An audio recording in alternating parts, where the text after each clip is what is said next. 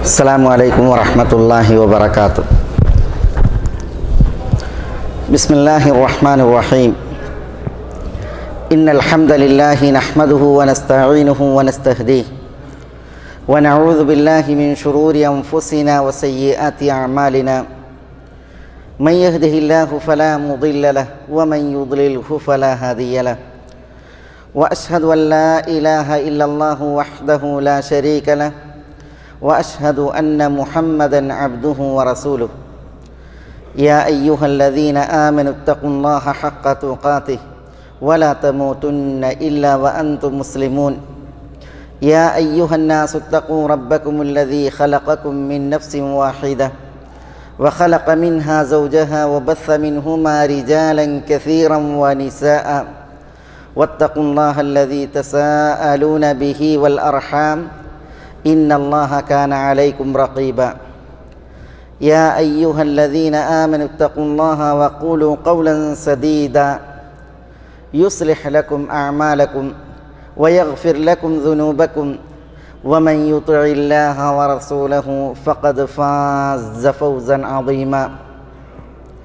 ثم أما بعد فإن أصدق الكلام كلام الله وخير الهدي هدي محمد صلى الله عليه وسلم وشر الأمور محدثاتها وكل محدثة بدعة وكل بدعة ضلالة وكل ضلالة في النار. സഹോദരന്മാരെ, സത്യാന്വേഷികളെ, മേലായ റബ്ബ് സുബ്ഹാനഹു വ തആലയുടെ വിധി വിലക്കുകളും ആജ്ഞാനിർദ്ദേശങ്ങളും ജീവിതത്തിൽ സൂക്ഷിച്ച് പാലിച്ച് തഖ്വയിൽ അധിഷ്ഠിതമായ ജീവിതം നയിക്കുവാൻ എന്നോടെന്ന പോലെ എല്ലാവരെയും ഉണർത്തുകയും ഉപദേശിക്കുകയുമാണ്. നമ്മൾ വെള്ളിയാഴ്ച സുദിനങ്ങളിൽ ഈ സന്ധ്യാ സമയത്ത് അള്ളാഹു സുബ്ഹാനഹു വ തആല ആദരിച്ച ഈ മസ്ജിദിൽ അള്ളാഹുവിൻ്റെ അസ്മാഉകളാണ് മനസ്സിലാക്കുന്നത്, പഠിക്കുന്നത്. അള്ളാഹുവിൻ്റെ അത്യുത്തമമായ നാമങ്ങളിൽ ഇന്ന് നമ്മൾ മനസ്സിലാക്കുന്നത് മാലിക്, അൽ മാലിക് എന്ന അള്ളാഹുവിൻ്റെ പേരാണ്. എന്താണ് അൽ മാലിക് എന്നുള്ള നാമം അർത്ഥമാക്കുന്നത്? അത് തേടുന്നത് എന്നതാണ് ഇവിടെ നമ്മൾ ഇന്ന് മനസ്സിലാക്കുന്നത്. നമുക്കറിയാം,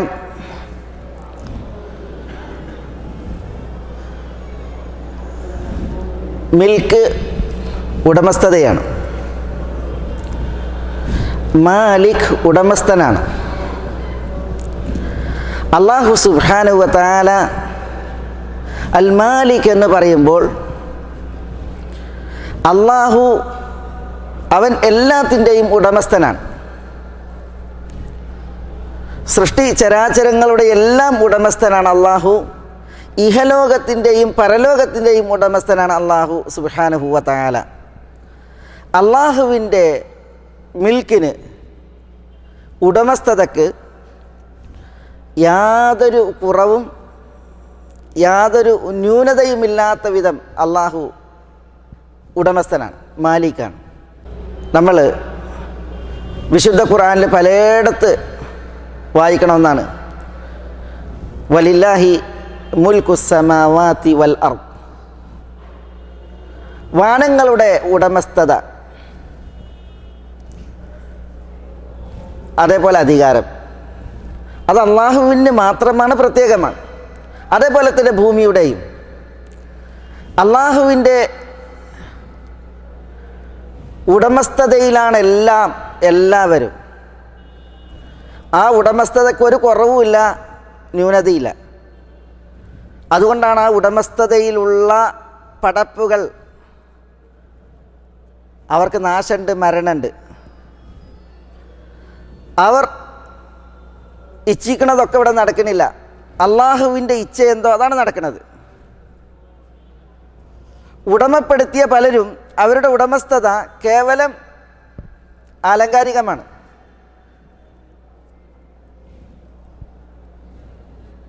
അവർ ഉടമപ്പെടുത്തിയത് അതിൽ യഥാവിധം കൈയാളാനും ശ്രേഷ്ഠപ്രകാരം കൈയാളാനും കഴിയണില്ല. അത് മനുഷ്യന്മാരുടെ ഉടമസ്ഥത അവർക്ക് യഥാവിധമല്ല. അള്ളാഹുവിനെ സംബന്ധിച്ചിടത്തോളം അള്ളാഹുവിൻ്റെ ഉടമസ്ഥത സമ്പൂർണ്ണമാണ്. അതിലൊരു കുറവുമില്ല, ഒരു പോരായ്മയില്ല. അള്ളാഹു ഇഹലോകത്തെ ഉടമപ്പെടുത്തി, പരലോകത്തെയും ഉടമപ്പെടുത്തി. മാലിക് എന്ന പേര് വിശുദ്ധ ഖുർആനിൽ നമ്മൾ സദാ കേൾക്കുന്ന പേരാ. കാരണം എന്താ? മാലിക് യൗമിദ്ദീൻ. എവിടെ മാലിക് യൗമിദ്ദീൻ? വിശുദ്ധ ഖുർആനിൽ സൂറത്തുൽ ഫാത്തിഹയിൽ. എന്താ മാലിക് യൗമിദ്ദീൻ അർത്ഥാക്കണത്? പ്രതിഫല ദിവസത്തിൻ്റെ ഉടമസ്ഥനാകുന്നു അള്ളാഹു എന്ന് പറഞ്ഞാൽ പരലോകത്തിൻ്റെ ഉടമസ്ഥനാണ് ആര്? അള്ളാഹു സുബ്ഹാനഹു വ തആല എന്നാണ്. മാലിക് എന്ന അവിടെ അള്ളാഹുവിൻ്റെ പേര് വന്നു. അതേപോലെ ഖുലില്ലാഹുമ്മ മാലിക്കൽ മുൽക്ക്.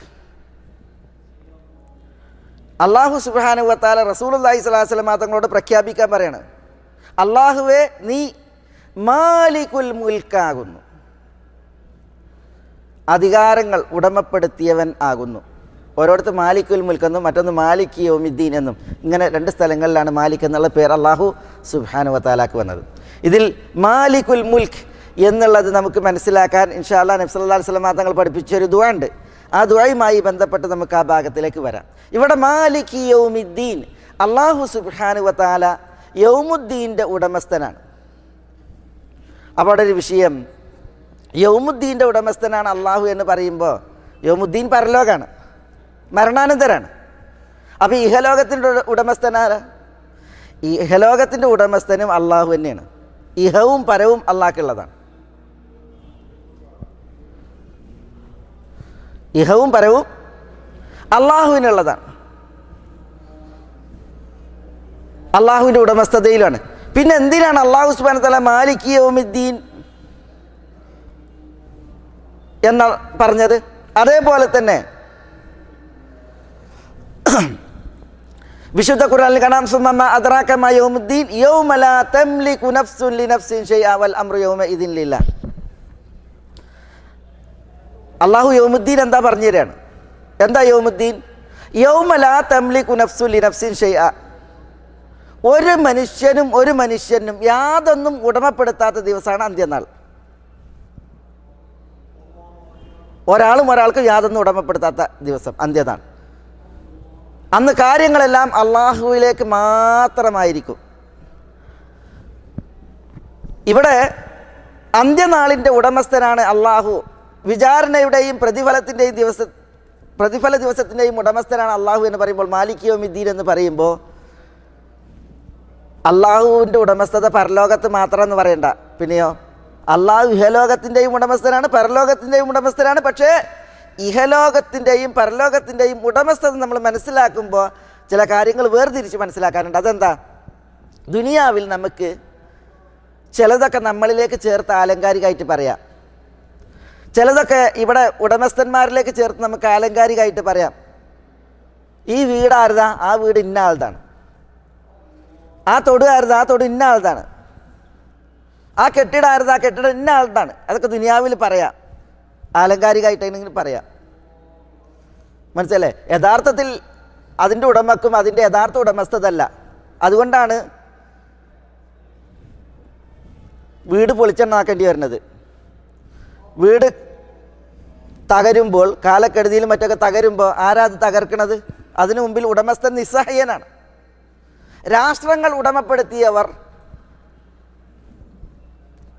ചരിത്രത്തിൻ്റെ ചോദ്യചിഹ്നങ്ങളായി മാറിയ ചരിത്രം നമ്മുടെ മുമ്പിലുണ്ട്. മനസ്സിലല്ലേ? അപ്പോൾ ഉടമസ്ഥത എന്ന് പറഞ്ഞിട്ടുണ്ടെങ്കിൽ കേവലം പ്രയോഗങ്ങൾ മാത്രമാണ് ഇവിടെ മനുഷ്യരെ സംബന്ധിച്ചിടത്തോളം. പരലോകത്ത് അങ്ങനല്ല. പരലോകത്ത് ആലങ്കാരികമായി പോലും ഇന്ന ആളുടേതാണ് ഇന്നതെന്ന് പറയാൻ പറ്റൂല. അതാണ് പരലോകത്തിൻ്റെ പ്രത്യേകത. യൗമ ലാ തംലികു നഫ്സുൻ ലിനഫ്സിൻ ഷൈഅ.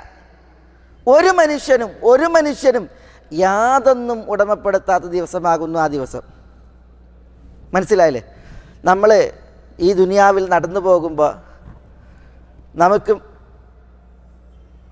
ഒരാളുടെ തൊടുവിൽ തണൽ കൊള്ളാം, ആരും ചോദ്യം ചെയ്യൂല, അയാളെ മരത്തിൻ്റെ തൊട്ട് കുറച്ചു നേരം നിന്ന് വിചാരിച്ചിട്ട്. അതേപോലെ തന്നെ ഒരാളുടെ പെരൻ്റെ ഇറയത്ത് കുറച്ചു നേരം നമുക്ക് തണൽ കൊള്ളാം. മനസ്സിലായോ? അതിന് പേ ചെയ്യേണ്ട കാര്യമല്ല, ഡ്യൂട്ടി അടക്കേണ്ട കാര്യമല്ല. അത് ഇവിടെ സർവ്വസാധാരണമാണ്.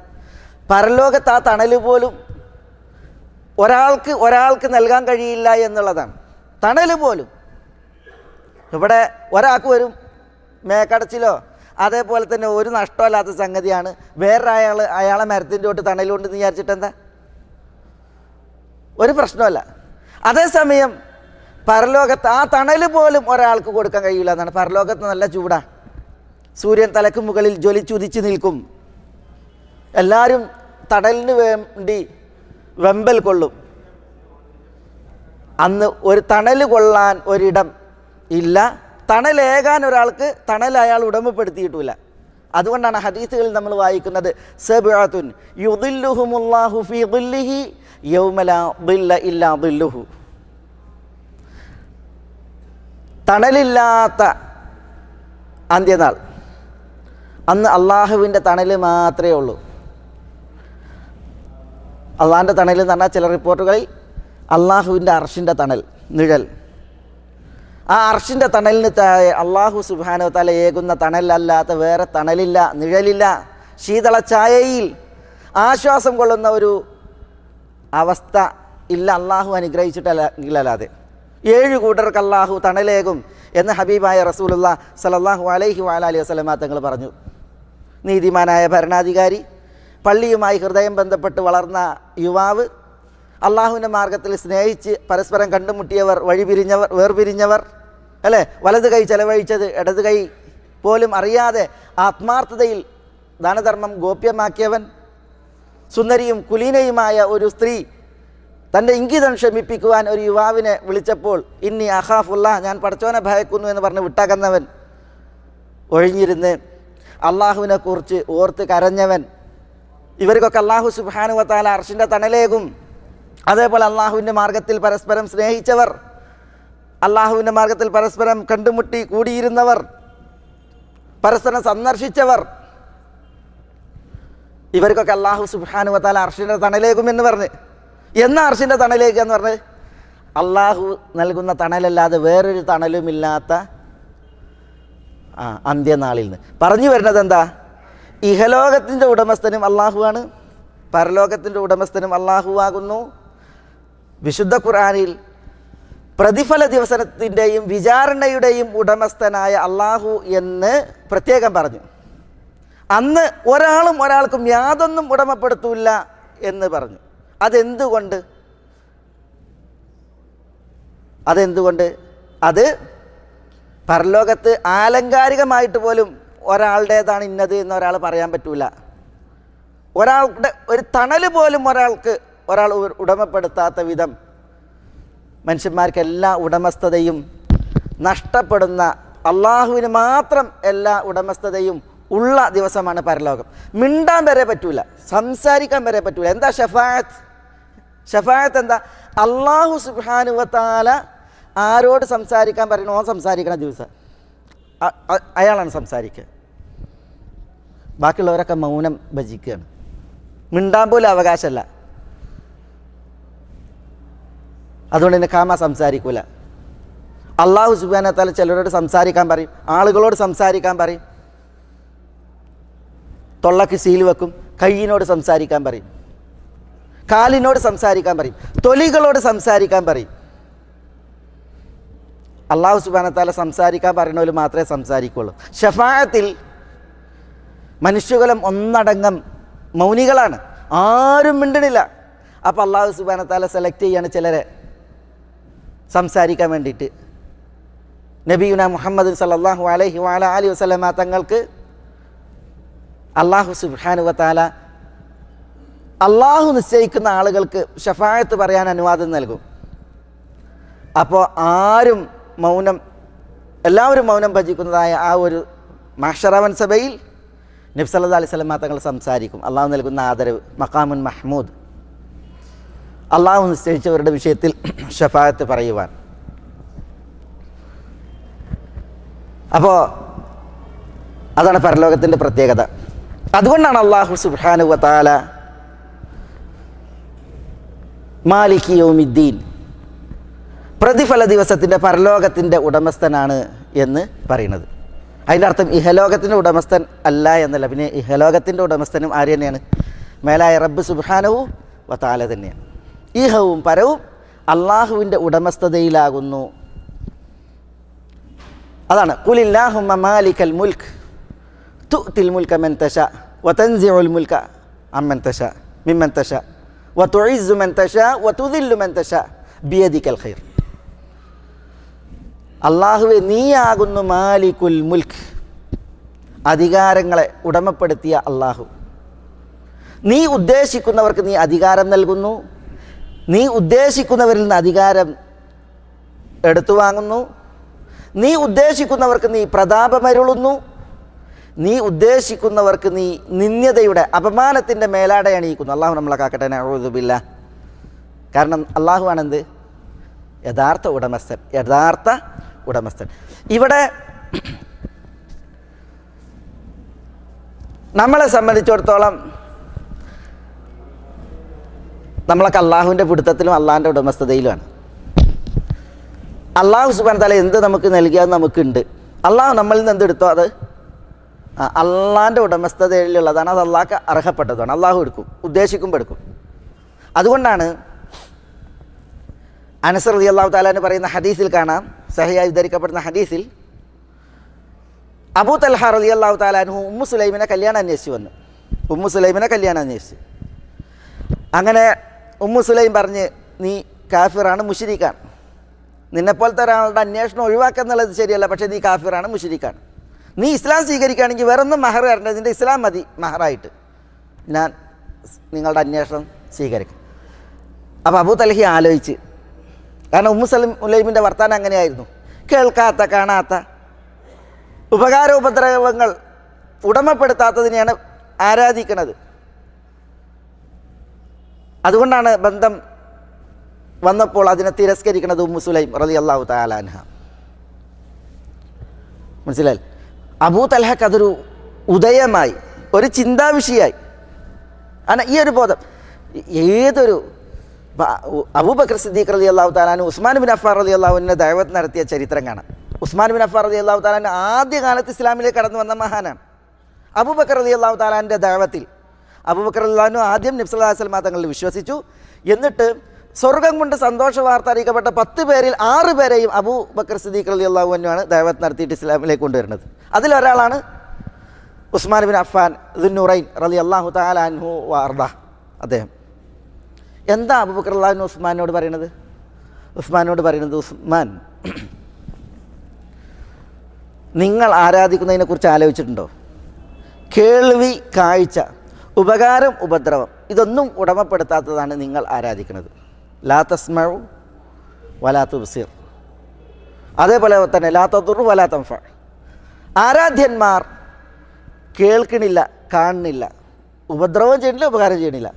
അപ്പോൾ കേൾവിയും കാഴ്ചയും ഉപകാരവും ഉപദ്രവവും ഒന്നും ഉടമപ്പെടുത്താത്തവരാണ് ആരാധ്യന്മാർ. നിങ്ങളുടെ ആരാധ്യന്മാർ. മുഹമ്മദ് ഇതാ ഒരാദർശം കൊണ്ടുവന്നിട്ട് അതിലേക്ക് ക്ഷണിക്കണ്, മുഹമ്മദിനെ ഒന്ന് കേട്ടൂടെ എന്നാണ് സല്ലല്ലാഹു അലൈഹി വസല്ലം അബൂബക്കർ സിദ്ദീഖ് റളിയല്ലാഹു തആല അൻഹു ഉസ്മാനോട് പറയുന്നത്.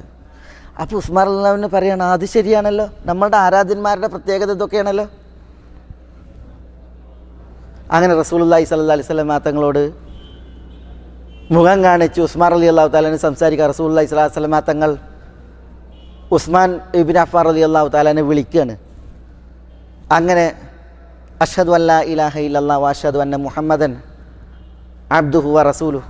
ഉസ്മാൻ റളിയല്ലാഹു അൻഹു ഇസ്ലാം സ്വീകരിക്കുകയാണ്. ചിന്താമാറ്റത്തിന് കാരണമായതെന്താ? ആരാധ്യൻ ഉടമസ്ഥനാണോ അല്ലേ എന്നുള്ളത് ബോധിപ്പിക്കുകയാണ്. ആര്? അബൂബക്കർ റളിയല്ലാഹു തആല അൻഹു. എന്ത് ഉടമപ്പെടുത്തുന്നു ഇവർ എന്നുള്ളതാണ്. അപ്പോൾ ഒന്നും ഉടമപ്പെടുത്തുന്നില്ല എന്നുള്ളത് ബോധ്യമായി. എല്ലാം ഉടമപ്പെടുത്തുന്നത് ആരാണ്? അള്ളാഹുവാണ്. ഇത് ബഹുദൈവ വിശ്വാസികൾ സമ്മതിക്കുമായിരുന്നു. അതുകൊണ്ടാണ് തംലികുഹു വമാ മലക് എന്നവർ തൽബിയത്തിൽ ചൊല്ലിയത്. തംലികുഹു വമാ മലക്, ലബ്ബൈക് അല്ലാഹുമ്മ ലബ്ബൈക് എന്ന് പറഞ്ഞ് മുശ്രിക്കുകൾ തൽബിയത്ത് ചൊല്ലും. അവർ ഉംറ ചെയ്യുമ്പോൾ, ഹജ്ജ് ചെയ്യുമ്പോൾ, കഅബ തവാഫ് ചെയ്യുമ്പോൾ അവർക്ക് തൽബിയത്ത് അതാണ്. അള്ളാഹുവെ നിൻ്റെ വിളിക്കുക ഉത്തരമേകി ഞാൻ വീണ്ടും വീണ്ടും ഉത്തരമായി ഏകി വരുന്നു. ലബ്ബൈക ചൊല്ലിയിട്ട് അവർ വരും.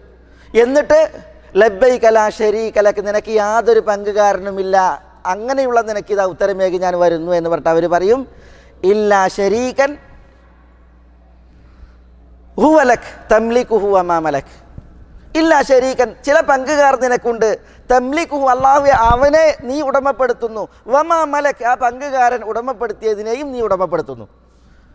അപ്പോൾ ആരാധ്യന്മാരായിട്ടുള്ള ലാത്തയും ഉസ്സയും മനാത്തയും തുടങ്ങിയവരൊക്കെ, ഹുബുലുമൊക്കെ അള്ളാൻ്റെ ഉടമസ്ഥതയിലാണ്. അത് മുശ്രിക്ക് സമ്മതിക്കുകയാണ്.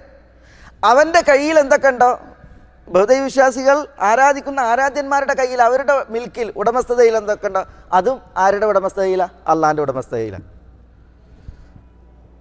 പിന്നെ എന്തിനാണ് എല്ലാം ഉടമപ്പെടുത്തിയവനെ വിട്ട് ഒന്നും ഉടമപ്പെടുത്താൻ്റെ പിന്നാലെ പോണത്? ഇതാണ് ആര് ചിന്തിക്കുന്നത്? വിശ്വാസികളായ മുസ്ലിമീങ്ങൾ ചിന്തിക്കുന്നത്. ഉസ്മാൻ റളിയല്ലാഹു തആല അതാണ് ചിന്തിച്ചത്. അത് അദ്ദേഹത്തിന് വെളിച്ചായി മാർഗമായി. ഉമ്മു സുലൈം അബൂ തൽഹയോട് പറഞ്ഞതും അതാണ്. അബൂ തൽഹ ആലോചിക്കാണ്.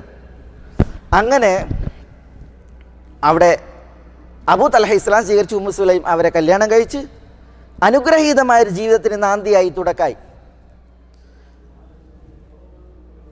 ഉമ്മു സുലൈമിന് അബൂ തൽഹയിൽ ഒരു കുഞ്ഞ് ജനിച്ചു. അബൂ തൽഹ റളിയല്ലാഹു തആലയെ ഏറെ ഇഷ്ടമായിരുന്നു. ആ കുഞ്ഞിനെ വളരെ ഇഷ്ടമായിരുന്നു. ആ കുഞ്ഞ് ഒരിക്കൽ ദീനത്തിലായി, അസുഖത്തിലായി.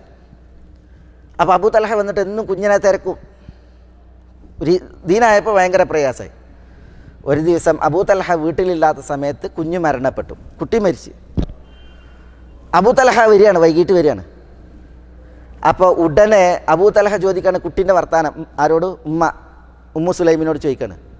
അപ്പോൾ ഉമ്മു സുലൈം പറയാണ്, ഏതൊരു ദിവസത്തേക്കാളും അധികം കുട്ടി ഇന്ന് അസ്കനാണ്. അസ്കൻ എന്ന് പറഞ്ഞാൽ അടക്കത്തിലും ഒതുക്കത്തിലാണ്, ഭയങ്കര സമാധാനത്തിൽ കിടക്കുകയാണ് എന്ന് പറഞ്ഞു ഉമ്മു സുലൈം. അപ്പോൾ അത് കേട്ടപ്പോൾ അബൂ തൽഹക്ക് റാഹത്തായി. ഭക്ഷണം കഴിച്ച് അങ്ങനെ സുഗന്ധദ്രവ്യങ്ങളെ ഉപയോഗിച്ച് ഉമ്മു തൽഹയെ പ്രാപിച്ച്, ഉമ്മു സുലൈമിനെ അബൂ തൽഹ പ്രാപിച്ച് നേരം പുലരിയാണ്. അവിടെ നമ്മളുടെ വിഷയം. ഉമ്മു സുലൈം ഈ കുട്ടി മരിച്ചത് ഇനി അബൂ തൽഹനോട് അവതരിപ്പിക്കണം. അത് അവതരിപ്പിക്കുകയാണ്. അബൂ തൽഹ, നമ്മളുടെ അയൽവാസികൾ ഉടമപ്പെടുത്തിയൊരു വസ്തു നമ്മൾ ഇരവലായിട്ട് വാങ്ങി, ആരിയത്തായിട്ട് വാങ്ങി. ആരിയത്ത് എന്ന് പറഞ്ഞാൽ എന്താ? ഇരവൽ. അങ്ങനെ ഉണ്ടല്ലോ. ഇപ്പോൾ നമ്മൾ അയലോക്കത്തു നിന്ന് ബക്കറ്റ് വാങ്ങും, പാത്രങ്ങൾ വാങ്ങും, കോരി വാങ്ങും, അല്ലേ, പ്ലേറ്റ് വാങ്ങും. ഇരവൽ എന്നതിന് പറയാം. ഈ ഇരവലിൻ്റെ പ്രത്യേകത എന്താ? അതതിൻ്റെ ഉപയോഗം കഴിഞ്ഞിട്ടുണ്ടെങ്കിൽ തിരിച്ചു കൊടുക്കണം, ഉടമസ്ഥർക്ക് തിരിച്ചു കൊടുക്കണം. വയംനഊൻ അൽ മാഊൻ നമ്മൾ ഖുർആനിൽ വായിക്കണം. എന്താ യംനഊൻ അൽ മാഊൻ? മവാഈൻ, മാഊൻ, മവാഈൻ എന്ന് പറഞ്ഞിട്ടുണ്ടെങ്കിൽ ഇത്തരം വസ്തുക്കളാണ്, ഈ ഇരവലിന് ഉപയോഗിക്കുന്ന വസ്തുക്കളാണ്. അത് തടയുന്ന പിശുക്കന്മാരെ കുറിച്ചാണ് അല്ലാഹു സുബ്ഹാനഹു വ തആല സൂറത്ത് അറായിത്തയിൽ മാഊനിൽ പറയുന്നത്. ഏതായാലും ഉമ്മു സുലൈം പറഞ്ഞു, അയലോക്കത്തിൽ നമ്മൾ ഇരവലായിട്ട് സാധനങ്ങൾ വാങ്ങിയിട്ടുണ്ടെങ്കിൽ അത് ഉപയോഗം കഴിഞ്ഞിട്ടുണ്ടെങ്കിൽ നമ്മൾ തിരിച്ചു കൊടുക്കൂലേ? അല്ലെങ്കിൽ അതിൻ്റെ ഉടമസ്ഥർ ചോദിച്ചിട്ടുണ്ടെങ്കിൽ നമ്മൾ തിരിച്ചു കൊടുക്കണ്ടേ? തിരിച്ചു കൊടുക്കണം. നമ്മളുടെ മകൻ നമുക്ക് അല്ലാഹു സുബ്ഹാനഹു വ തആല നൽകിയ ആരിയത്താണ്. മകൻ്റെ ഉടമസ്ഥത ആർക്കാ? അള്ളാഹുവിനാണ്. അള്ളാഹു നമ്മളുടെ മകനെ തിരിച്ചു ചോദിച്ചിരിക്കുന്നു, അള്ളാഹു തിരിച്ചെടുത്തിരിക്കുന്നു എന്ന് പറഞ്ഞു. അബൂ തൽഹ റളിയല്ലാഹു തആല അൻഹുവിന് ഉമ്മു സുലൈമിൻ്റെ ഈ അവതരണത്തിൽ ആശ്വാസമായി. അദ്ദേഹം ക്ഷമിച്ചു, സഹിച്ചു. മകനോടുള്ള വലിയ ഇഷ്ടമായിരുന്നു, സ്നേഹമായിരുന്നു. പെട്ടെന്നൊരു മരണവാർത്ത കേൾക്കുമ്പോൾ പൊട്ടിപ്പോകുമാർ ബന്ധാണ്.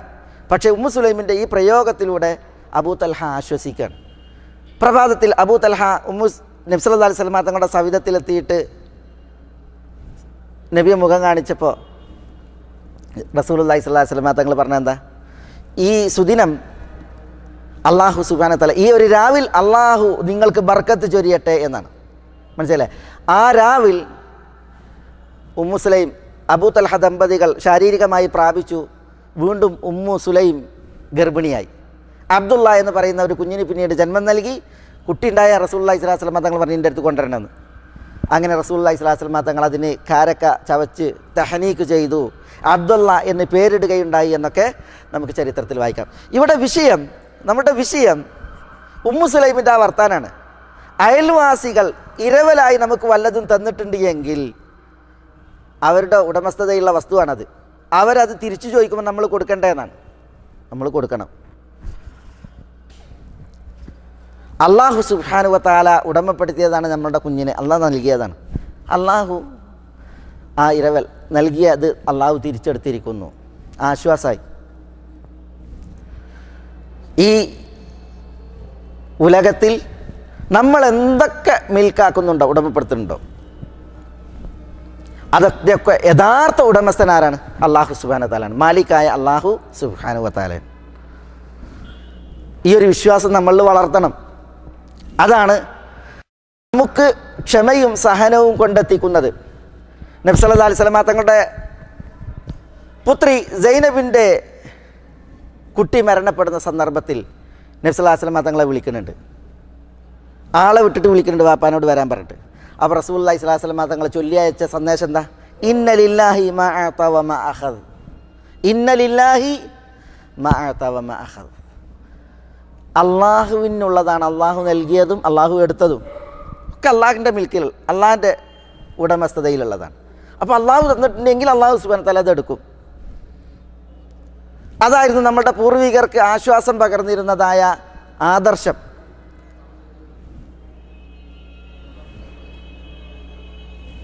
അന മുസ്ലിമുൻ മുസല്ലം. ഞാൻ മുസ്ലിമാണ്, ഞാൻ മുസല്ലമാണ്. മുസല്ലം എന്ന് പറഞ്ഞാൽ ഏൽപ്പിക്കപ്പെട്ടവനാണ്. അള്ളാഹു സുബ്ഹാനഹു വ തആല എനിക്ക് സമ്പത്ത് നൽകിയിട്ടുണ്ട്. അള്ളാഹു സുബ്ഹാനഹു വ തആല എനിക്ക് സന്തതികളെ നൽകിയിട്ടുണ്ട്. അള്ളാഹു സുബ്ഹാനഹു വ തആല ധാരാളം എനിക്ക് അരിൾപ്പാടുകളായിട്ട് നൽകിയിട്ടുണ്ട്. അള്ളാഹുവാണ് അതിൻ്റെ ഉടമസ്ഥൻ. അള്ളാഹു തിരിച്ചെടുത്തിട്ടുണ്ടെങ്കിൽ ഞാൻ അക്ഷമനാകേണ്ട കാര്യമല്ല. മനസ്സിലായേ? അബ്ദുല്ലാഹ് ഇബ്നു ആമിറിന് 7 കുട്ടികൾ ഒരു ദിവസം മരിച്ചപ്പോൾ അബ്ദുല്ലാഹ് ഇബ്നു ആമിർ എന്താ ചെയ്തത്? ഇന്നി മുസ്ലിമുൻ മുസല്ലം. ഞാൻ മുസ്ലിമാണ്, ഞാൻ ഏൽപ്പിക്കപ്പെട്ടവനാണ്. മക്കളെ എണ്ണം അള്ളാഹു സുബ്ഹാനഹു വ തആല തന്നിട്ടുണ്ടെങ്കിൽ 7 അള്ളാഹുവിൻ്റെ ഉടമസ്ഥതയിൽ അള്ളാഹു എപ്പോഴും തിരിച്ചെടുക്കാൻ യോഗ്യനാണ്. യംളി സഗീറു ഇദൻ ഖലത് അയ്യാമുഹു ഇസ്റൽ കബീരി വയൂലദുൽ മൗലൂദു വന്നാസു ഫീ ഖിസ്മിൽ മനിയ്യതി ബൈനഹും കസ്സർഇ മിൻഹു ഖായിമുൻ വഹസീദു. കുട്ടികൾ മരിച്ചു പോകും, അവൻ്റെ ദിനരാത്രങ്ങൾ എണ്ണപ്പെട്ടാൽ. ഇസ്റൽ കബീർ, വലിയവർക്ക് പിന്നാലെ. വയൂലദുൽ മൗലൂദ്, പിന്നെയും ഇവിടെ എന്ത് ചെയ്യും? സന്തതികൾ പിറന്നു വീഴും. വന്നാസു ഫീ ഖിസ്മിൽ മനിയ്യതി ബൈനഹും, ജനങ്ങൾ അല്ലാഹു സുബ്ഹാനഹു വ തആല അവർക്കിടയിൽ മരണം വിധിച്ചത് നോക്കുകയാണ് എങ്കിൽ കസ്സർ, ഒരു കൃഷിയിടം പോലെയാണ്. മിൻഹു ഖായിമുൻ വഹസീദു, കൃഷിയിടത്തിലേക്ക് നോക്കിയിട്ടുണ്ടെങ്കിൽ കുറേ കൊയ്യാൻ നിൽക്കുന്നുണ്ടാവും, കുറേ കൊയ്തിട്ടവും ഉണ്ടാവും. ഇതേപോലെയാണ് മനുഷ്യന്മാർ. കുറേ മരിച്ചതുണ്ടാവും, കുറേ മരിക്കാൻ ഉള്ളതും ഉണ്ടാവും. അള്ളാഹു എനിക്ക് തന്നു, എൻ്റെത് അള്ളാഹു എടുത്തു. അബ്ദുല്ലാഹ് ഇബ്നു ആമിർ റളിയല്ലാഹു അൻഹു ആശ്വസിച്ചു. അപ്പോൾ അള്ളാഹു സുബ്ഹാനഹു വ തആലാൻ്റെ മിൽക്കിൽ ഉടമസ്ഥതയിൽ, അധികാരത്തിലാണ് എല്ലാവരും. അതുകൊണ്ട് തന്നെ അള്ളാഹു സുബ്ഹാനഹു വ തആല തന്നത് അള്ളാഹ്ക്കുള്ളതാണ്, അള്ളാഹു എടുത്തതും അള്ളാഹ്ക്കുള്ളതാണ്. ഇവിടെ അള്ളാഹുവാണ് യഥാർത്ഥ ഉടമസ്ഥൻ എന്ന് പറയുമ്പോൾ അത് മനസ്സിലാക്കാൻ ഒരാശയം കൂടിയുണ്ട്. അതെന്താ? ഇവിടെ പടപ്പുകളെല്ലാം കുല്ലു മൻ അലൈഹ ഫാൻ, കുല്ലു നഫ്സിൻ ദായിഖത്തുൽ മൗത്ത്, എല്ലാവരും മരണം ആസ്വദിക്കും, എല്ലാവർക്കും നാശമുണ്ട്.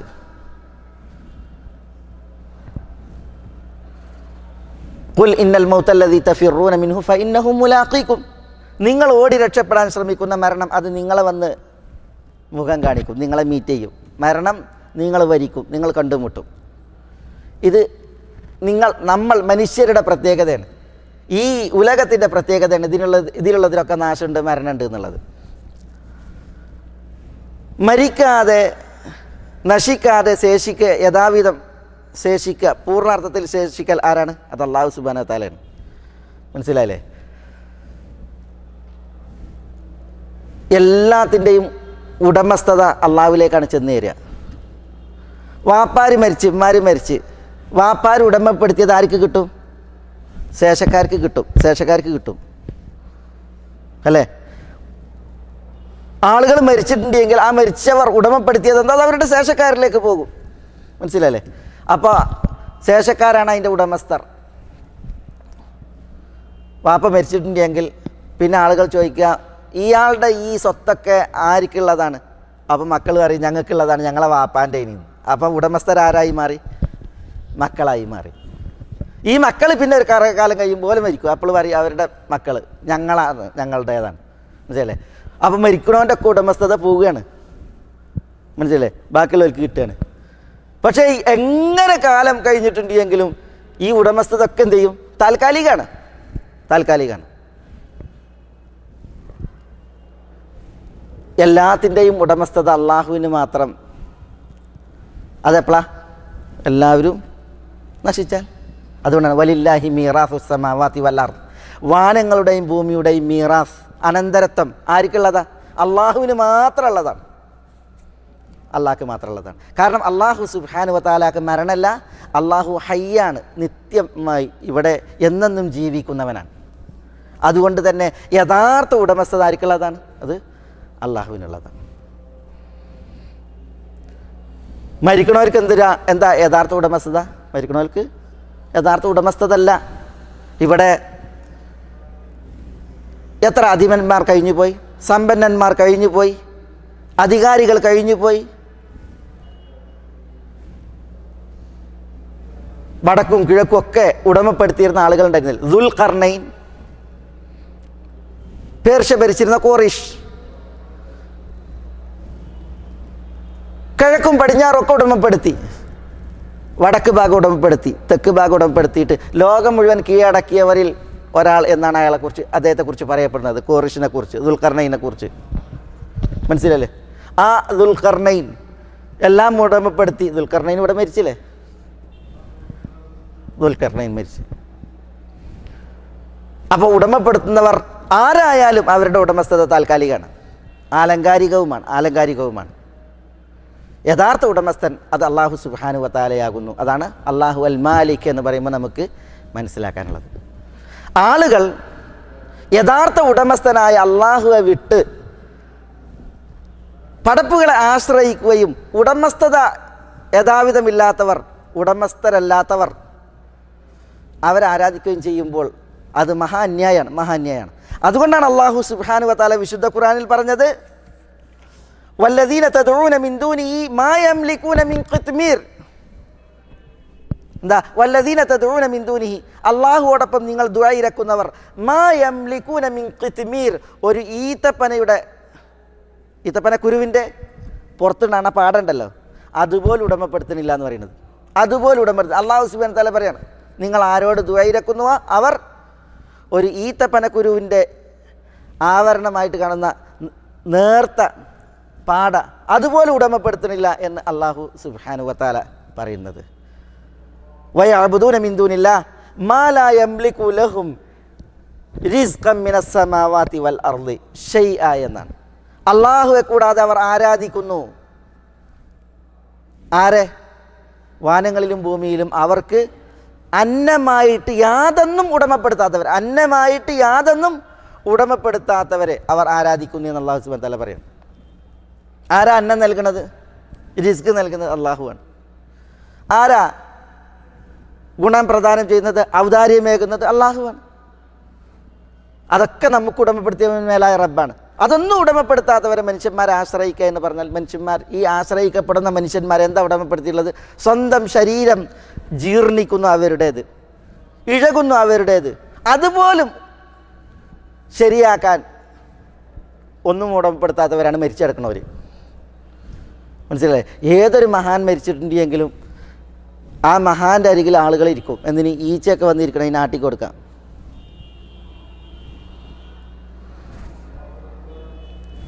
മനസ്സിലായില്ലേ? അയാളെ കൊണ്ടുപോയിട്ട് മറവ് ചെയ്യും. ആരും മറവ് ചെയ്യാതെ ഇവിടെ വെക്കണില്ല. കാരണം എന്താ? മറവ് ചെയ്യാതെ വെച്ചിട്ടുണ്ടെങ്കിൽ പിന്നെ 24 മണിക്കൂർ ആയിട്ടുണ്ടെങ്കിൽ എത്ര മഹാനായിട്ടുണ്ടെങ്കിലും മൂക്ക് കത്തിയിട്ടാണ് എടുത്തുക്കല്ല. എന്താ ഉടമപ്പെടുത്തിയിട്ടുള്ളത്? പിന്നെ അത്തരം ആളുകളോട് അള്ളാഹുവിനോട് ചോദിക്കേണ്ട കാര്യങ്ങൾ ചോദിക്കുമ്പോൾ ഒന്ന് ആലോചിച്ച് നോക്കൂ നിങ്ങൾ. അള്ളാഹുവിന് എന്ത് വില കൽപ്പിക്കണത്? എന്ത് വില കൽപ്പിക്കണത്?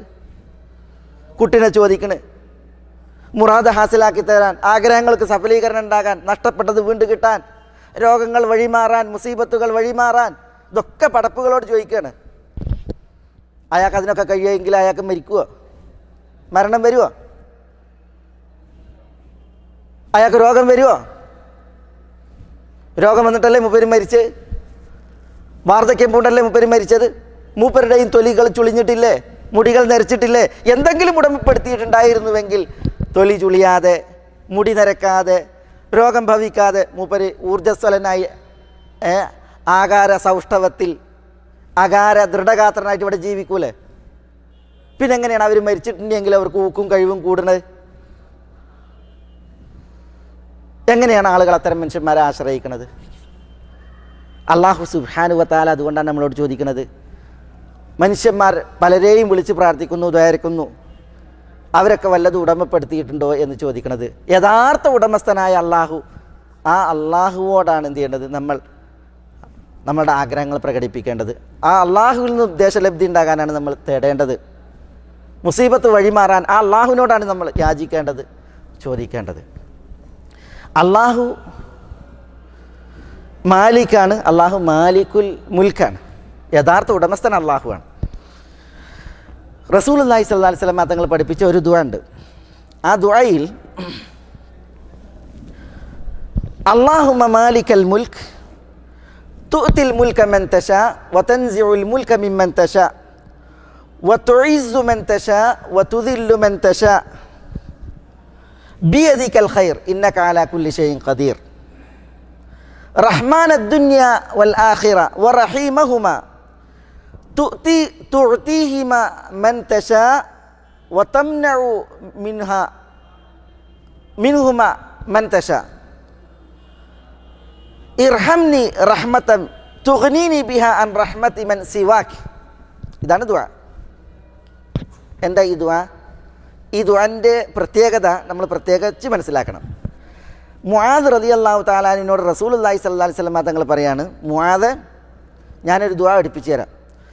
ഉഹുദ് പർവ്വതത്തോളം നിനക്ക് കടമുണ്ട് എങ്കിൽ ആ കടം അല്ലാഹു സുബ്ഹാനഹു വ തആല നീ ഈ ദുആ ചെയ്താൽ വീട്ടി തരും എന്നാ പറയുന്നത്. ദുആ ചെയ്താൽ വീട്ടി തരും. ഉഹുദ് പർവ്വതത്തോളം കടം എന്ന് പറഞ്ഞാൽ ആലോചിച്ച് നോക്കാം നിങ്ങൾ. കടഭാരം അത് അസഹ്യമായി മുതുകിൽ തൂങ്ങുന്നുവെങ്കിൽ ദുആ ചെയ്യാൻ വേണ്ടിയിട്ട് പഠിപ്പിച്ച്. ഇതാണ് അസ്മാഉൽ ഹുസ്ന പഠിക്കണതിൻ്റെ ഒരു ധർമ്മം, ഒരു ഗുണം ഉണ്ടാ. ഇവിടെ ഈ ദുആയിൽ മാലിക്കൽ മുൽക്ക്, അള്ളാഹുവിൻ്റെ മാലിക് എന്നുള്ള പേരിനെ വിളിച്ചിട്ടാണ് ദുആ. കാരണം അള്ളാഹു ആണ് ഉപകാരവും ഉപദ്രവവും ഗുണവും നേട്ടവും ഒക്കെ ഉടമപ്പെടുത്തിയ അള്ളാഹു. ആ അള്ളാഹുവിൻ്റെ പേര് വിളിച്ചിട്ട് അള്ളാഹിനോട് യാചിക്കുമ്പോൾ റസൂലുള്ളാഹി സ്വല്ലല്ലാഹു അലൈഹി വസല്ലം തങ്ങൾ അതിൻ്റെ ഫലം പറയണത് എന്താ? ഉഹുദ് മലയോളം കട ഉണ്ടെങ്കിലും വീട്ടിൽ തരുന്നതാണ്. അല്ലാഹുമ്മ മാലിക്കൽ മുൽക്ക്, മാലിക്കുൽ മുൽക്കായ അള്ളാഹുവേ, തുഅ്തിൽ മുൽക മൻ തശാ, നീ ഉദ്ദേശിക്കുന്നവർക്ക് നീ അധികാരം നൽകുന്നു. വതൻസിഉൽ മുൽക മിമ്മൻ തശാ, നീ ഉദ്ദേശിക്കുന്നവരെ തൊട്ട് നീ അധികാരം ഊരി വാങ്ങുന്നു. വതുഇസ്സു മൻ തശാ, നീ ഉദ്ദേശിക്കുന്നവർക്ക് നീ പ്രതാപമേകുന്നു. വതുദില്ലു മൻ തശാ, നീ ഉദ്ദേശിക്കുന്നവർക്ക് നീ അപമാനം, അള്ളാഹു നമ്മളെ കാക്കട്ടെ, നഊദു ബില്ലാഹ്, അവനെ അപമാനിതനാക്കുന്നു. റഹ്മാനുദ് ദുനിയ വൽ ആഖിറ വറഹീമഹുമാ, ഇഹത്തിൻ്റെയും പരത്തിൻ്റെയും റഹ്മാനായവനെ, റഹീമായവനെ. റഹ്മാൻ എന്ന് പറഞ്ഞാൽ എന്താ? വഴിപ്പെട്ടവർക്കും വഴിപ്പെടാത്തവനും ഒരുപോലെ കരുണ ചെയ്യുന്ന കരുണാമയനായ അള്ളാഹുവാണ്. അള്ളാഹുവിൻ്റെ സത്തയുടെ വിശേഷണമാണ്. അള്ളാഹു കാരുണ്യവാനാണ്, കരുണാമയനാണ്. അള്ളാഹു റഹീമഹുമ എന്ന് പറഞ്ഞാൽ ഇഹത്തിലും പരത്തിലും അള്ളാഹു കരുണയേകുന്നവനാണ്. ഒന്ന് അള്ളാഹു കരുണയുള്ളവനാണ്, അതാണ് റഹ്മാൻ. ആ കരുണ നൽകുന്നവനാണ്, അതാണ് റഹീം. അർഹർക്ക്, യോഗ്യർക്ക് അള്ളാഹു ആ കാരുണ്യം പകർന്നു നൽകും. റഹീമഹുമ ഇർഹംനി റഹ്മതൻ തുഗ്നീനി ബിഹാ അൻ റഹ്മതി മൻ സിവാക്. ഇർഹംനി അള്ളാഹുവെ നീ എന്നോട് കരുണ കാണിക്കണമേ. റഹ്മത്തൻ തുഹ്നീനി ബിഹാൻ റഹ്മത്തി മൻ സിവാക്, നീ ആ കരുണ നീ എന്നോട് കാണിച്ചിട്ടുണ്ടെങ്കിൽ നീ അല്ലാത്തവരുടെ കാരുണ്യത്തിൽ നിന്ന് എനിക്ക് ധന്യത ഏകും വിധമുള്ള കാരുണ്യം, പിന്നെ മറ്റൊരാളുടെയും കാരുണ്യം എനിക്ക് വേണ്ട, അങ്ങനെ ഒരു കാരുണ്യം നീ എനിക്ക് നൽകണമേ എന്നാണ്. തുഗ്നീനി ഇർഹംനി റഹ്മത്തൻ തുഗ്നീനി ബിഹ അൻ റഹ്മത്തി മൻ സിവാക്, മറ്റുള്ളവരുടെ കാരുണ്യത്തിൽ നിന്ന് എനിക്ക് ധന്യതയേകും വിധം നീ എന്നോട് കരുണ കാണിക്കണമെന്നാണ്. നീ എൻ്റെ കാരുണ്യം എനിക്ക് വന്നിട്ടുണ്ടെങ്കിൽ പിന്നെ മറ്റൊരാളുടെയും കാരുണ്യ ഔദാര്യം എനിക്ക് ആവശ്യമില്ലാത്ത വിധം നീ എന്നോട് കരുണ കാണിക്കണമേ. ഇതാണ് റസൂലുള്ളാഹി സ്വല്ലല്ലാഹു അലൈഹി വഅലൈഹി വസല്ലമ തങ്ങൾ മുആദ് റളിയല്ലാഹു അൻഹുവിനെ പഠിപ്പിച്ചത്. ഈ ദുആ ഇരുന്നാൽ കടം പോകും. ഇമാം തബറാനി നിവേദനം ചെയ്യുന്ന ഹദീസ് ഷെയ്ഖ് അൽബാനി ഇതിനെ ഹസൻ എന്ന് വിശേഷിപ്പിച്ചിട്ടുണ്ട്. മനസ്സിലായില്ലേ? കടം വിഷയമാണ്. അസ്മാഉൽ ഹുസ്ന നമ്മൾ പഠിക്കുമ്പോൾ നമ്മൾ ഈ പേരുകൾ അർത്ഥം പറഞ്ഞ് അതിനെ തുടർന്ന് ചരിത്രം മനസ്സിലാക്കി പോവുക എന്നുള്ളതല്ല. പിന്നെ ഈ പേരുകൾ നമ്മളോട് കുറേ കാര്യങ്ങൾ ആവശ്യപ്പെടുന്നുണ്ട്. അതെന്താ? നമ്മൾ നിത്യജീവിതത്തിൽ കൊണ്ട് നടക്കേണ്ട കാര്യങ്ങൾ. അതിൽപ്പെട്ടതാണ് മരിദുആകൾ. കടം കൊണ്ട് വലയാത്തവരാരാ? കടക്കണിയിൽ പെടാത്തവരാരാ? അതിൻ്റെ ഭാരം എത്ര? അബൂ തൽഹ റളിയല്ലാഹു തആല അൻഹു 2 ദീനാർ കടയേറ്റെടുത്ത ചരിത്രം നമുക്കറിയാം. നബി സല്ലല്ലാഹു അലൈഹി വസല്ലം അബൂ തൽഹ പറയാണ്, ഒരു മയ്യത്ത് ഒരാൾ മരിച്ച്, മദീനത്ത് ഒരാൾ മരിച്ച്, ഞങ്ങളെന്ത് ചെയ്ത് മരിച്ച് ആ മയ്യത്തിനെ കുളിപ്പിച്ച് കഫൻ ചെയ്തിട്ട് നബി സല്ലല്ലാഹു അലൈഹി വസല്ലം തങ്ങളുടെ അടുക്കലേക്ക് കൊണ്ടുവന്ന്. എന്നിട്ട് റസൂലുള്ളാഹിനോട് പറഞ്ഞു, റസൂലേ ഇതാ മരിച്ച്, ഞങ്ങൾ കുളിപ്പിച്ചൊക്കെ കഫൻ ചെയ്ത് കൊണ്ടുവന്നാണ്, നിങ്ങൾ നിസ്കരിക്കും. ഹദീസിൽ കാണാൻ റസൂലുള്ള ഏതാനും അടികൾ മുന്നോട്ട് വെച്ച് നിസ്കരിക്കാൻ വേണ്ടിയിട്ട്, ജനാസ നിസ്കരിക്കാൻ വേണ്ടി റസൂലുള്ള ഏതാനും അടികൾ വെച്ച്. എന്നിട്ട് റസൂലുള്ള ചോദിച്ചു, ആ അലൈഹി ദൈൻ, ഈ മയ്യത്തിന് കടബാധ്യത ഉണ്ടോ എന്ന് ചോദിച്ചു. അപ്പോൾ പറയപ്പെട്ടു ദീനാറാൻ, അത്രേ 2 ദീനാർ കടണ്ട്, 2 ദീനാർ കടണ്ട്. അപ്പോൾ നബി സല്ലല്ലാഹു അലൈഹി വസല്ലം തങ്ങൾ ആ മുന്നോട്ട് വെച്ച കാലുകൾ പിന്നോട്ട് വെച്ചിട്ട് പറഞ്ഞു, സല്ലു അലാ സാഹിബിക്കും, സല്ലു അലാ സാഹിബിക്കും, നിസ്കരിച്ചോളി, നിങ്ങൾ നിസ്കരിച്ചോളി എന്ന് പറഞ്ഞു. നബി സല്ലല്ലാഹു അലൈഹി വസല്ലം തങ്ങൾ നിസ്കരിക്കാൻ വിസമ്മതിച്ചു.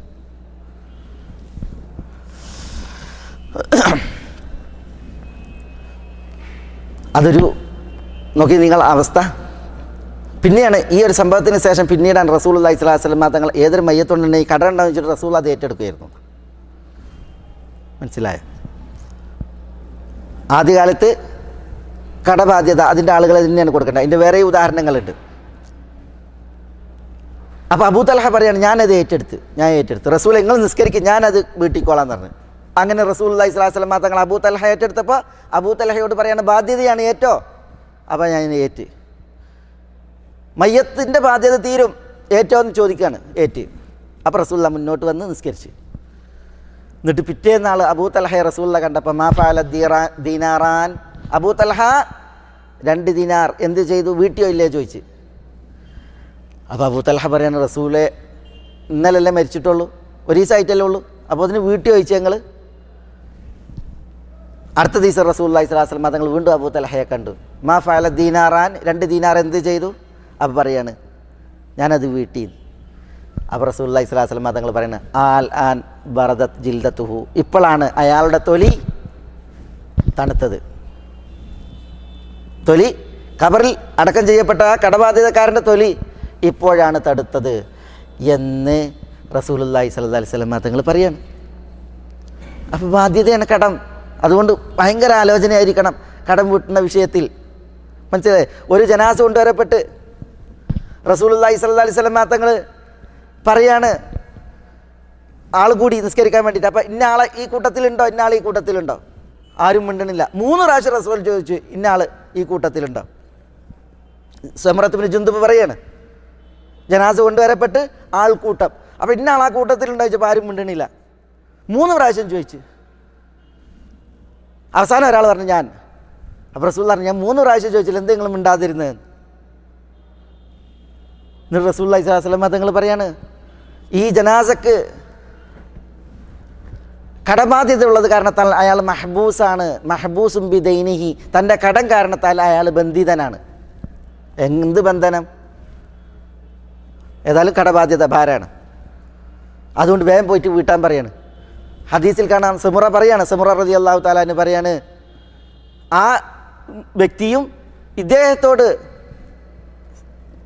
ബന്ധമുണ്ടായിരുന്ന സ്നേഹമുണ്ടായിരുന്ന ആളുകളൊക്കെ പാടെ ആ കടം വീട്ടാൻ വേണ്ടിയിട്ട് തത്രപ്പെടുന്നത് ഞാൻ കാണുന്നുണ്ടായി. പെട്ടെന്ന് തന്നെ അവരെന്ത് ചെയ്ത് ആ കടം വീട്ടി തീർത്തു എന്നാണ് റസൂലുള്ളാഹി സ്വല്ലല്ലാഹു അലൈഹി വസല്ലം തങ്ങളെ പറയുന്നത് കേട്ടിട്ട്. അതേപോലെ തന്നെ സഅദുൽ അത്വൽ അല്ലെങ്കിൽ സഹലുൽ അത്വൽ അദ്ദേഹം പറയാണ്, എൻ്റെ ബ്രദർ മരിച്ച്, സഹോദരൻ മരിച്ച് 300 ദീനാർ അല്ലെങ്കിൽ 300 ദിർഹം ശേഷിപ്പിച്ചിട്ടാണ് മരിച്ചത്. 300 ദീനാർ. അദ്ദേഹത്തിനാണെങ്കിൽ കുട്ടികളുണ്ട്.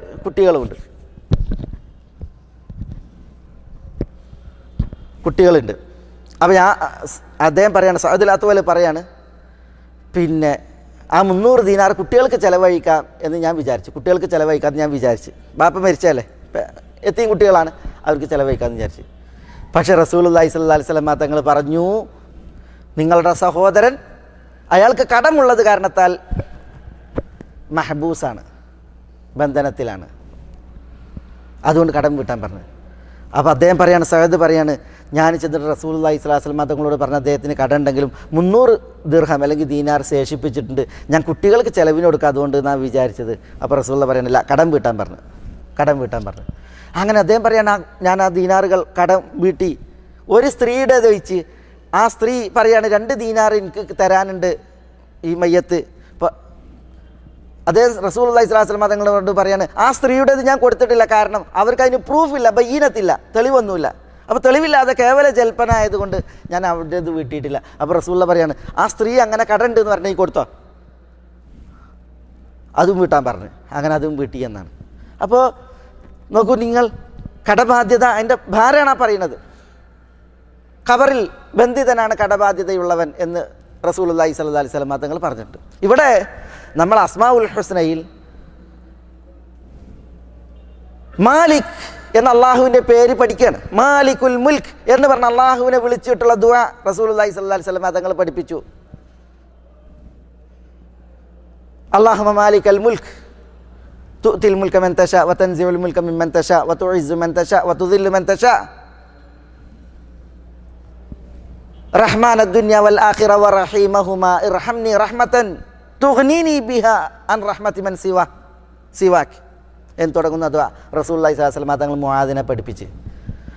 ആ ദുആ പഠിച്ചിട്ടുണ്ടെങ്കിൽ ഉഹുദ് പർവ്വതത്തോളം കടണ്ടെങ്കിലും അത് അല്ലാഹു സുബ്ഹാനഹു വ തആല നിനക്ക് വീട്ടി തരും എന്ന് പറഞ്ഞു.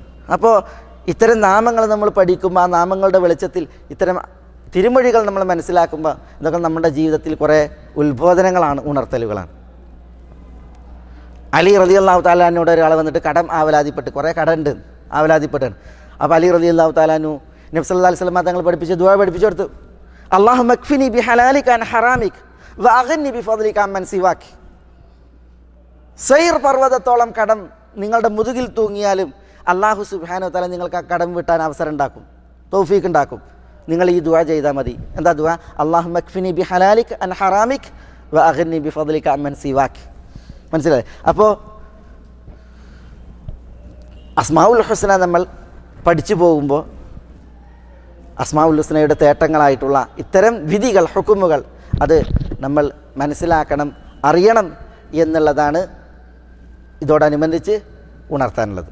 നമ്മളിവിടെ മനസ്സിലാക്കുന്നത് അല്ലാഹു സുബ്ഹാനഹു വ തആലയുടെ മാലിക് എന്ന പേരാണ്. അല്ലാഹു സുബ്ഹാനഹു വ തആല മാലിക്കാണെന്ന് പറയുമ്പോൾ അല്ലാഹു സുബ്ഹാനഹു വ തആല ഉടമസ്ഥനാണ്, ഇഹത്തിൻ്റെ ഉടമസ്ഥനാണ്, പരത്തിൻ്റെയും ഉടമസ്ഥനാണ്. അല്ലാഹു സുബ്ഹാനഹു വ തആലാൻ്റെ ഉടമസ്ഥതയിലാകുന്നു എല്ലാം.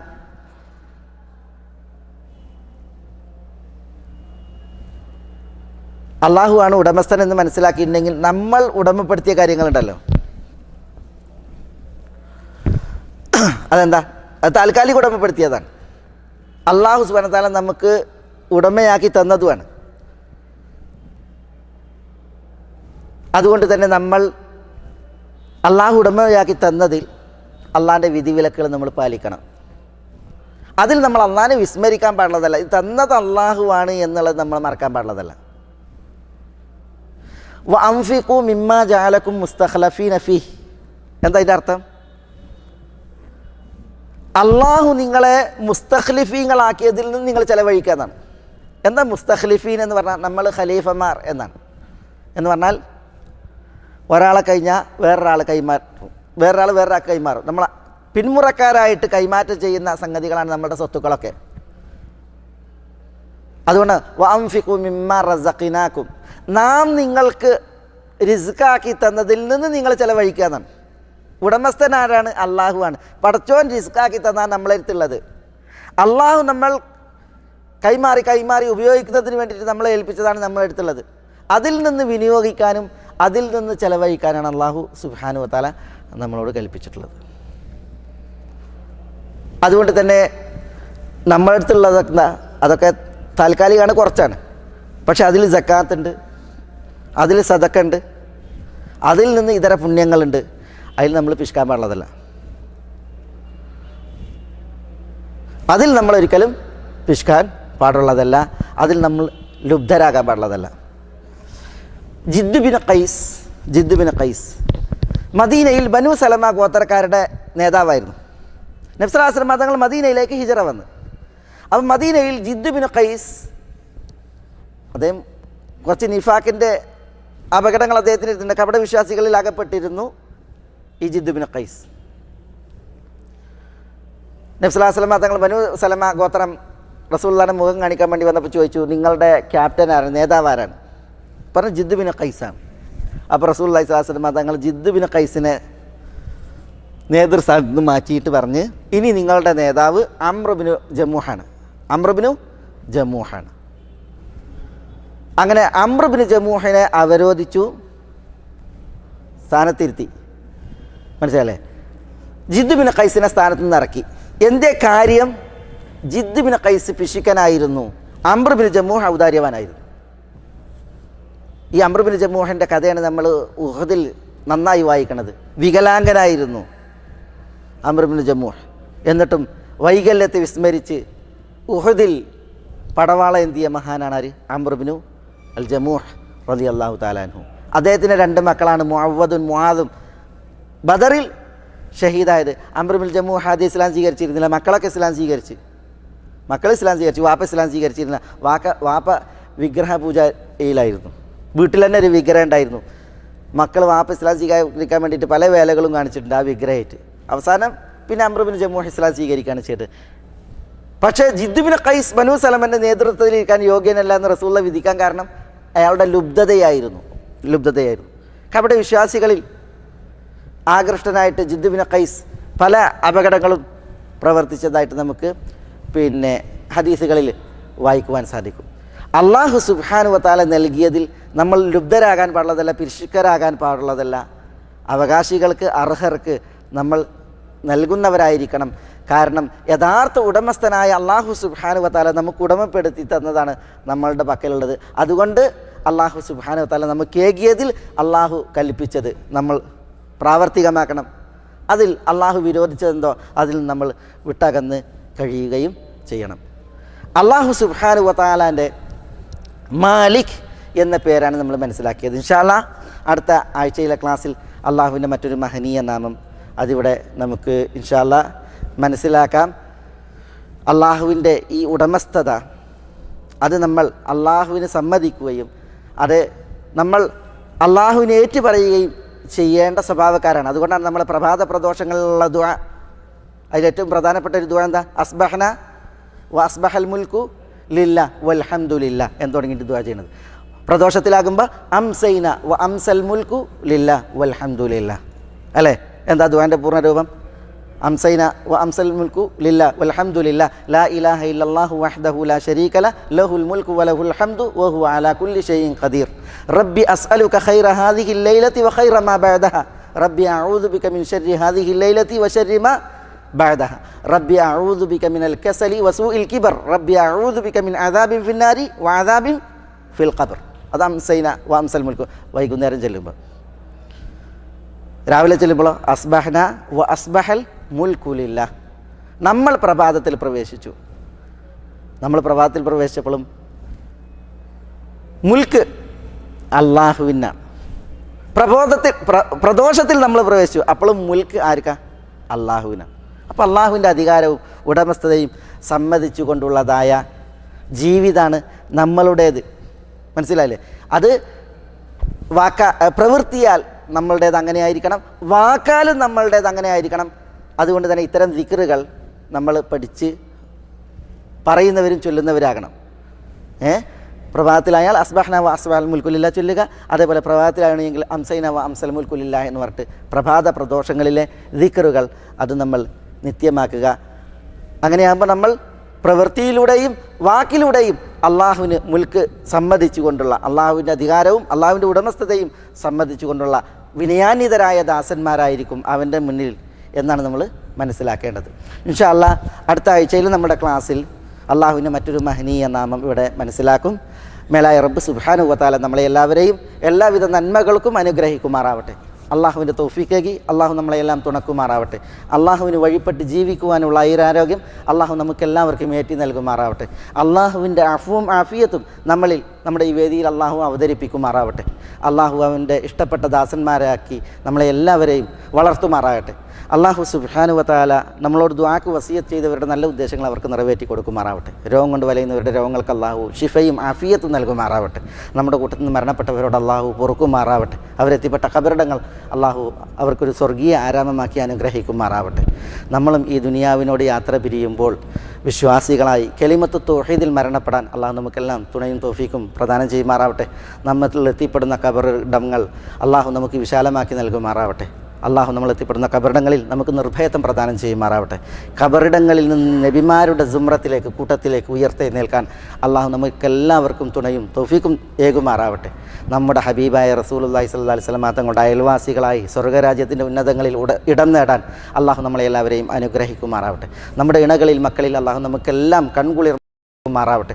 നമ്മളിലൂടെ നമ്മുടെ മാതാപിതാക്കൾക്ക് കൺകുളിർമേറ്റി അള്ളാഹു അവരെയും നമ്മെയും ആദരിക്കുമാറാവട്ടെ. اللهم اغفر للمؤمنين والمؤمنات والمسلمين والمسلمات الأحياء منهم والأموات إنك مجيب الدعوات يا قاضي الحاجات. اللهم أعز الإسلام والمسلمين وأذل الشرك والمشركين ودمر أعداءك أعداء الملة والدين. اللهم أنجي المسلمين المستضعفين في كل مكان. اللهم أنجي المسلمين المستضعفين في كل مكان. اللهم أنجي المسلمين المستضعفين في كل مكان. اللهم فرج هم المهمومين من المسلمين. اللهم فرج هم المهمومين من المسلمين. اللهم فرج هم المهمومين من المسلمين. اللهم احفظ لهذه البلاد بلاد الحرمين الشريفين أمنها ورجال أمنها. اللهم احفظ لها قيادتها وعقيدتها. اللهم احفظ لها جنودها وحدودها وثغورها إنك ولي ذلك والقادر عليه يا حي يا قيوم يا ذا الجلال والإكرام. اللهم صل على محمد وعلى آل محمد كما صليت على إبراهيم وعلى آل إبراهيم إنك حميد مجيد. اللهم بارك على محمد وعلى آل محمد كما باركت على إبراهيم وعلى آل إبراهيم إنك حميد مجيد. وآخر دعوانا أن الحمد لله رب العالمين. السلام عليكم.